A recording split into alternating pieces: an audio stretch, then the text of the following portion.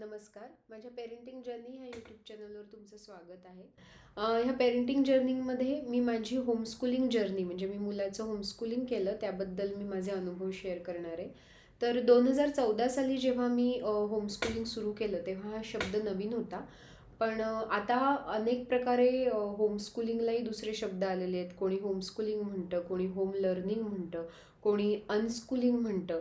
तर ह्याच्यात काय फरक आहे तो थोडासा मी समजावून देणार आहे. आता हा मला समजलेला अर्थ आहे, कदाचित तो चुकीचाही असेल, पण मला जो अभिप्रेत होता मुलाचं होमस्कूलिंग करताना तो अर्थ मी असा घेतला की होमस्कूलिंगमध्ये की घरी शिकवायचे आहेत म्हणजे शाळेचेच विषय पाठ्यपुस्तकांच्या थ्रू किंवा वेगवेगळे व्यवसाय म्हणा, गाईड म्हणा, जे काही अभ्यासाचं साहित्य उपलब्ध असेल ते घेऊन मुलाला किंवा मुलीला आपल्या घरी शाळेत न जाता तेच विषय घरी शिकवणं.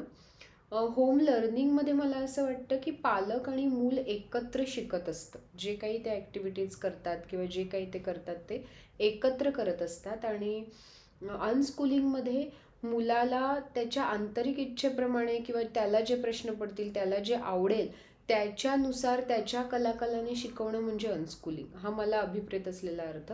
आता मी एक सरधोपट होमस्कूलिंग हा शब्द वापरत असले तरी ह्या सगळ्याचं कॉम्बिनेशन मी केलं असं मला वाटतं. म्हणजे काही वेळेला मी काही विषय त्याला खरंच बसून शिकवले, फार कमी वेळा बसून असं समोरासमोर खूप लिहून आणि पाठ करून आणि फळ्यावर लिहून असं शिकवलं खूप कमी वेळा.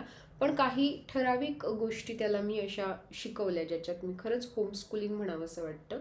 अनस्कूलिंग काही विषय मी त्याला अजिबात न शिकवता फक्त साहित्य उपलब्ध करून दिलं आणि त्याचं तो ती पुस्तकं वाचत गेला किंवा ॲक्टिव्हिटीज करत गेला किंवा काही व्हिडिओज किंवा बाहेर फिरायला नेणं हे त्याला आपसूक एकदम आपण म्हणतो की ऑर्गॅनिक वेमध्ये त्यांनी ते शिकला. आणि होम लर्निंग म्हणजे बरेचसे विषय मी त्याच्याबरोबर पुन्हा एकदा शाळेचा अनुभव घेऊन पुन्हा एकदा शिकले असं मला वाटतं. तर ह्या व्हिडिओत मला ह्या 3 टर्म्स एक्सप्लेन करायच्या होत्या. धन्यवाद.